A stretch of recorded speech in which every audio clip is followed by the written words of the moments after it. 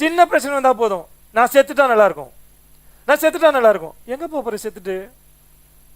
நான் செத்துட்டா நல்லா இருக்கும், நான் செத்துட்டா நல்லா இருக்கும். செத்துட்டா எப்படி நல்லா இருக்கும்? நான் ஏன் இருக்கணும்? நான் எதுக்கு இருக்கணும்? நான் செத்துட்டா கூட பரவாயில்லையா இருக்கும். இப்படிதான் இங்க இருக்கிற நிறைய பேரோட வாயில ஒரு சின்ன பிரச்சனை வந்தா என்ன வருது? இந்த வார்த்தை தான் வருது. நம்ம எல்லாருமே யாரு தான்? மனுஷங்க தான். சொல்லட்டுமா, பரிசுத்தவான்கள் நிறைய பேரு இந்த வார்த்தையை சொல்லியிருக்காங்க, நான் செத்துட்டா நல்லா இருக்கும். எனக்கே அது நடக்குது.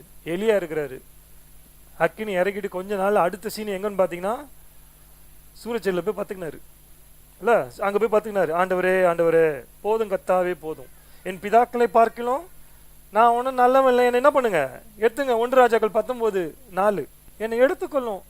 நான் சொல்லட்டுமா, என்னை போத ஆண்டவரே, என்னை நீங்க மேல எடுத்துங்க, நான் செத்துறேன் சா விரும்புறேன்னு சொன்ன எலியாவை பார்த்து கத்த சொன்னாரு, நீ சொன்னபடியே ஆக கடவுது. அப்படியா சொன்னாரு? என்ன சொன்னாரு? ஏய், சாப்பாடு கொடுத்து நீ போக வேண்டிய தூரம் ரொம்ப தூரம். ஹலோ, அட்டென்ஷன் பேசிங்க, கவனிங்க.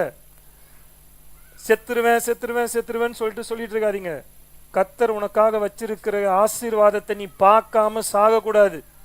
உன் பிள்ளைங்களை பார்க்காம சாகக்கூடாது. உனக்கு கத்தர் வச்சிருக்கிற ஆசீர்வாதங்கள் ஒண்ணு கூட மிஸ் ஆகாம எல்லாத்தையும் நீங்க பார்த்து தான் அனுபவிச்சு தான் போகணும். நல்ல வார்த்தைகளை வாயில பேசுங்க.